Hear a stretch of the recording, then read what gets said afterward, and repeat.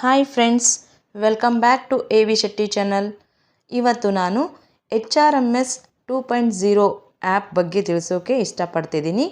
ಕರ್ನಾಟಕ ರಾಜ್ಯ ಸರ್ಕಾರಿ ನೌಕರರಿಗೆ ತಮ್ಮ ಸೇವಾ ಮಾಹಿತಿಯನ್ನು ಪರೀಕ್ಷಿಸಲು ಅನುಕೂಲ ಆಗುವಂತೆ HRMS 2.0 ಅಪ್ಲಿಕೇಶನನ್ನು ಬಿಡುಗಡೆ ಮಾಡಿದೆ.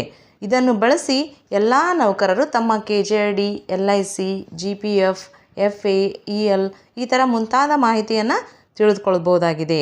ಜೊತೆಗೆ EL ಕೂಡ ಇದರಲ್ಲೇ ನಾವೇನೆಂದರೆ ಅರ್ಜಿ ಸಲ್ಲಿಸಬಹುದಾಗಿದೆ. ನಿಮ್ಮ ಪ್ರತಿ ತಿಂಗಳ ಸ್ಯಾಲ್ರಿಯನ್ನು ನೀವು ಡೌನ್ಲೋಡ್ ಕೂಡ ಮಾಡ್ಕೊಳ್ಬೋದು PDF ರೂಪದಲ್ಲಿ. ಹಾಗಾಗಿ ಇವತ್ತು ನಾನು ಈ ವಿಡಿಯೋ ಮೂಲಕ HRMS 2.0 ಆ್ಯಪ್ ಹೇಗೆ ಡೌನ್ಲೋಡ್ ಮಾಡ್ಕೊಳ್ಬೇಕು, ಆಮೇಲೆ ಪಾಸ್ವರ್ಡನ್ನು ಕ್ರಿಯೇಟ್ ಮಾಡಿ ಮೊದಲಿಗೆ ಹೊಸದಾಗಿ ಏನು ಆ್ಯಪನ್ನು ಯೂಸ್ ಮಾಡ್ತಿದ್ದೀರೋ ಅವರು ಹೇಗೆ ರಿಜಿಸ್ಟರ್ ಮಾಡ್ಕೊಳ್ಬೇಕು, ನಂತರ ರಿಜಿಸ್ಟರ್ ಆದ ನಂತರ ಹೇಗೆ ಲಾಗಿನ್ ಆಗಿ ನಿಮ್ಮ ಈ ಮೊದಲೇ ಮೇಲೆ ಹೇಳಿದಂತಹ ಎಲ್ಲ ಇನ್ಫಾರ್ಮೇಷನನ್ನು ಅಂದರೆ ಪರ್ಸನಲ್ ಡೀಟೇಲ್ಸನ್ನು ಹೇಗೆ ನೋಡ್ಕೊಳ್ಬೇಕು ಎಂಬುದನ್ನು ವಿವರವಾಗಿ ತಿಳಿಸ್ತಾ ಇದ್ದೀನಿ. ಹಾಗಾಗಿ ವಿಡಿಯೋನ ಎಲ್ಲಿಯೂ ಸ್ಕಿಪ್ ಮಾಡದೆ ಕೊನೆಯವರೆಗೆ ನೋಡಿ, ಮಾಹಿತಿ ತುಂಬ ಯೂಸ್ಫುಲ್ ಆಗಿರುತ್ತೆ.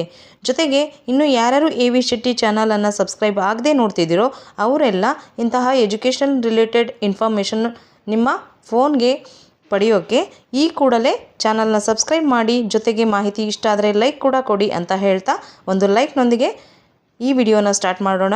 Let us start the video. ಮೊದಲಿಗೆ ಪ್ಲೇಸ್ಟೋರ್ನಲ್ಲಿ ಹೋಗ್ಬಿಟ್ಟು ಸರ್ಚ್ ಬಾರಲ್ಲಿ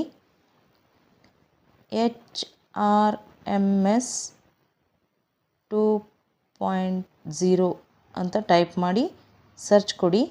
ಆಗ ಇಲ್ಲಿ ಕಾಣಿಸ್ತಿದೆಯಲ್ಲ HRMS 2 ESS ಅಂತ ಈ ಲಿಂಕ್ ಮೇಲೆ ಕ್ಲಿಕ್ ಮಾಡಿ ನಂತರ ಈ ರೀತಿ ಆ್ಯಪನ್ನು ಕೆಳಗಡೆ ಇನ್ಸ್ಟಾಲ್ ಅಂತ ಇರುತ್ತಲ್ಲ ಅಲ್ಲಿ ಕ್ಲಿಕ್ ಮಾಡಿ ಆ್ಯಪನ್ನು ಇನ್ಸ್ಟಾಲ್ ಮಾಡ್ಕೊಳ್ಳಿ. ಸ್ವಲ್ಪ ಟೈಮ್ ತಗೊಳುತ್ತೆ. ಆ್ಯಪ್ ಇನ್ಸ್ಟಾಲ್ ಆದ ನಂತರ ಓಪನ್ ಮೇಲೆ ಕ್ಲಿಕ್ ಮಾಡಿ.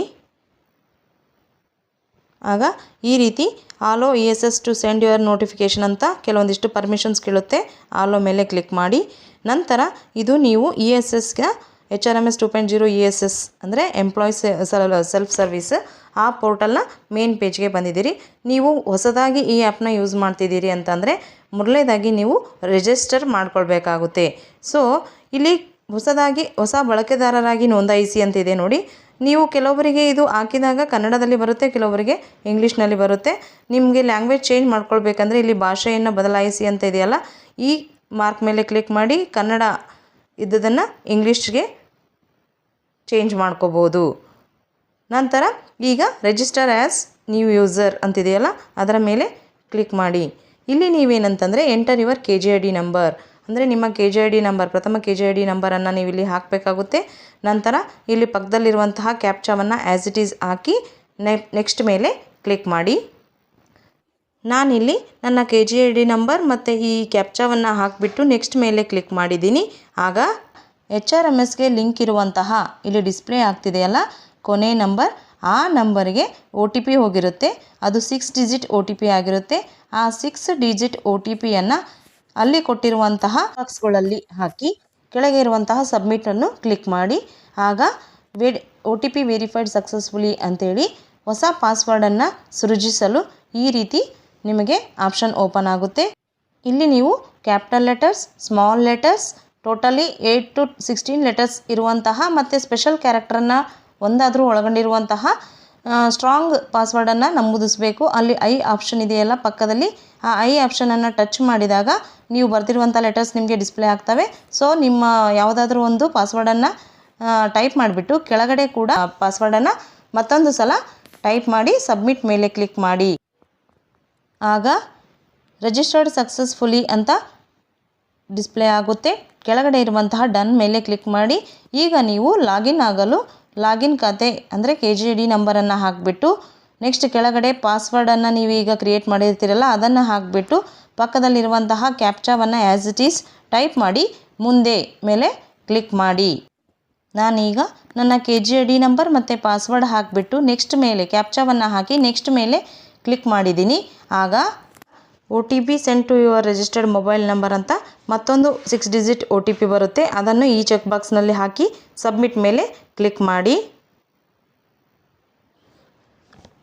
ಆಗ ಈ ರೀತಿ all services in one app ಅಂತ ESS ಪೇಜಲ್ಲಿ ನೀವು ಲಾಗಿನ್ ಆಗ್ತೀರಾ. ನೆಕ್ಸ್ಟ್ ಮ್ಯಾನೇಜ್ ಯುವರ್ ಲೀವ್ ಅಂತಿದೆ, ಲೀವ್ ಕೂಡ ನಾವು ಇದರಲ್ಲಿ ಮಾಡ್ಬೋದು. ನೆಕ್ಸ್ಟ್ ಟ್ರ್ಯಾಕ್ ಯುವರ್ ಲೋನ್ಸನ್ನು ನಾವಿಲ್ಲಿ ನೋಡ್ಬೋದು. ಪೇ ಸ್ಲಿಪ್ಪನ್ನು ಕೂಡ ನಾವಿಲ್ಲಿ ಡೌನ್ಲೋಡ್ ಮಾಡ್ಬೋದು. ನೆಕ್ಸ್ಟ್ ಅದರ ಕೆಳಗಡೆ ಇರುವಂತಹ ಗೆಟ್ ಸ್ಟಾರ್ಟೆಡ್ ಮೇಲೆ ಕ್ಲಿಕ್ ಮಾಡಿ. ಇದು ನಾವು ವೆಲ್ಕಮ್ ಪೇಜ್ ಆಗಿರುತ್ತೆ. ಇದನ್ನು ಓಪನ್ ಮಾಡಿದ ತಕ್ಷಣ ಕೆಲವೊಂದಿಷ್ಟು ಪರ್ಮಿಷನ್ಸ್ ಕೇಳುತ್ತೆ. So while using the app ಅಂತ ಟಚ್ ಮಾಡಿ. ಆಗ ನೀವು ESS ಅಂದರೆ HRMS ಪೋರ್ಟಲ್ನ ಹೋಮ್ ಪೇಜಲ್ಲಿ ಇರ್ತೀರಿ. ವೆಲ್ಕಮ್ ಅಂತೇಳಿ ನಿಮ್ಮ ನೇಮ್ ತಗೊಂಡಿರುತ್ತೆ. ಕೆಳಗಡೆ ನೋಡ್ಬೋದು ಹೋಮ್, ಆಲ್ ಸರ್ವಿಸಸ್, ಡಿಜಿಲಾಕರ್ ಮತ್ತು ಮೈ ಪ್ರೊಫೈಲ್ ಅಂತ ಇದೆ. ಇದು ಹೋಮ್ ಪೇಜ್ ಆಗಿರುತ್ತೆ. ನೆಕ್ಸ್ಟ್ ಆಲ್ ಸರ್ವಿಸಸ್ ಅಂತ ಕ್ಲಿಕ್ ಮಾಡಿದಾಗ ಏನೇನು ಸರ್ವಿಸಸ್ ಡೀಟೇಲ್ಸ್ ನೀವು ಇಲ್ಲಿ ನೋಡ್ಬೋದು ಅಂದರೆ ಪೇ ಸ್ಲಿಪ್ಪನ್ನು ತಗೊಳ್ಬೋದು, ಲೀವ್ ಅಪ್ಲಿಕೇಶನ್ ಹಾಕ್ಬೋದು, EL ಆಗಿರ್ಬೋದು. ನೆಕ್ಸ್ಟ್ ಲೋನ್ಸ್ ಬಗ್ಗೆ ಡೀಟೇಲ್ಸ್ ನೋಡ್ಕೊಳ್ಬೋದು. ನೆಕ್ಸ್ಟ್ ಅಡ್ವಾನ್ಸಸ್ ಯಾವ್ಯಾವ FA ಈ ಥರ ಅಡ್ವಾನ್ಸ್ಗಳನ್ನು ನೀವು GPF ಯಾವ್ದು ತೊಗೊಂಡಿದ್ದೀರಾ ಅದರ ಡೀಟೇಲ್ಸ್ ಇರುತ್ತೆ. ಇನ್ಶೂರೆನ್ಸ್ KGD ಆಗಿರ್ಬೋದು, LIC ಆಗಿರ್ಬೋದು, ಇನ್ಶೂರೆನ್ಸ್ ಡೀಟೇಲ್ಸನ್ನು ನೀವು ನೋಡ್ಬೋದು. ರಿಕವರೀಸಲ್ಲಿ ನಾವು ರಾಜ್ಯ ಸರ್ಕಾರಿ ನೌಕರರ ಸಂಘಕ್ಕೆ ಏನು ವಂತಿಕೆ ಕೊಡ್ತೀವಲ್ಲ ಅದರ ಡೀಟೇಲ್ಸನ್ನು ನೀವು ಇಲ್ಲಿ ನೋಡ್ಕೊಳ್ಬೋದು. ಇನ್ನು ಹೆಲ್ಪ್ ಡೆಸ್ಕ್ ಕೂಡ ಇರುತ್ತೆ. ಡಿಜಿಲಾಕರ್ ಇದು ಕೂಡ ಕಮ್ಮಿಂಗ್ ಸೂನ್ ಅಂತಿದೆ. ಇನ್ನು ಇಷ್ಟರಲ್ಲೇ ಇದನ್ನು ಕೂಡ ನಮಗೆ ಡಿಜಿಲಾಕರನ್ನು ಅಳವಡಿಸಲಾಗುತ್ತೆ. ನೆಕ್ಸ್ಟ್ ಇನ್ನು ಲಾಸ್ಟ್ ಆಪ್ಷನ್ ಮೈ ಪ್ರೊಫೈಲ್ ಅಂತಿದೆಯಲ್ಲ, ಇಲ್ಲಿ ಮೈ ಪ್ರೊಫೈಲ್ ಅಂತ ಕ್ಲಿಕ್ ಮಾಡಿದಾಗ ನಿಮ್ಮ ಹೆಸರು, ಆಮೇಲೆ ನಿಮ್ಮ ಕೆಟಗರಿ, ನಂತರ KGD ನಂಬರ್, ನೀವು ವರ್ಕ್ ಮಾಡಿರುವಂತಹ ಆಫೀಸ್, ಜಾಯ್ನಿಂಗ್ ಡೇಟ್ ಎಲ್ಲವೂ ಕೂಡ ಮೆನ್ಷನ್ ಆಗುತ್ತೆ. ಇನ್ನು ಪರ್ಸ್ನಲ್ ಇನ್ಫಾರ್ಮೇಷನಲ್ಲಿ ಅದೇ ಈಗ ಹೇಳಿರುವಂತಹ ನಿಮ್ಮ ಎಲ್ಲ personal information, basic, increment date ಎಲ್ಲವನ್ನು ಕೂಡ ಒಳಗೊಂಡಿರುತ್ತೆ. ನೆಕ್ಸ್ಟ್ ಏನಾದರೂ ನೀವು ಇದರಲ್ಲಿ ಚೇಂಜಸ್ ಮಾಡಬೇಕಂದ್ರೆ DDO ಲಾಗಿನಲ್ಲಿ ಮಾಡ್ಕೊಳ್ಬೋದಾಗಿದೆ. ನೆಕ್ಸ್ಟ್ ಈಗ ಆಲ್ ಸರ್ವಿಸಸ್ ಮೇಲೆ ಕ್ಲಿಕ್ ಮಾಡೋಣ.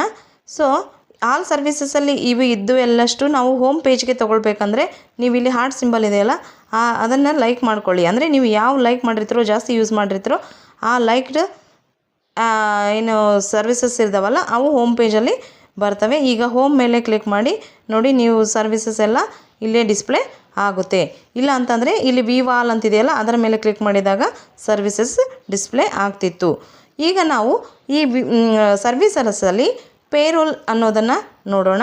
ಈ ಪೇರೋಲ್ ಆಪ್ಷನ್ ಇನ್ನೂ ಡಾಟಾ ಫೆಚ್ ಆಗಿಲ್ಲ. ಇನ್ನು ಕೆಲವೇ ದಿನಗಳಲ್ಲಿ ಏನಂತಂದರೆ ಇಲ್ಲಿ ಪೇರೋಲ್ ಅಂದರೆ ಪೇ ಸ್ಲಿಪ್ಪನ್ನು ತೆಗೆದುಕೊಳ್ಳುವಂಥ ಆಪ್ಷನ್ ಓಪನ್ ಆಗುತ್ತೆ. ಆಗ ನೀವು ಅಲ್ಲಿ ಡೇಟು ಮತ್ತು ಮಂತು ಮತ್ತು ಇಯರನ್ನು ಸೆಲೆಕ್ಟ್ ಮಾಡಿಕೊಂಡು ಸಬ್ಮಿಟ್ ಕೊಟ್ಟರೆ ಅಲ್ಲಿ ಪೇ ಸ್ಲಿಪ್ ಓಪನ್ ಆಗುತ್ತೆ. ಅದನ್ನು ಡೌನ್ಲೋಡ್ ಮಾಡ್ಕೊಳ್ಳೋಕ್ಕೆ PDF ರೂಪದಲ್ಲಿ ನಾವು ಸೇವ್ ಮಾಡಿ ಇಟ್ಕೊಳ್ಬೋದಾಗಿದೆ.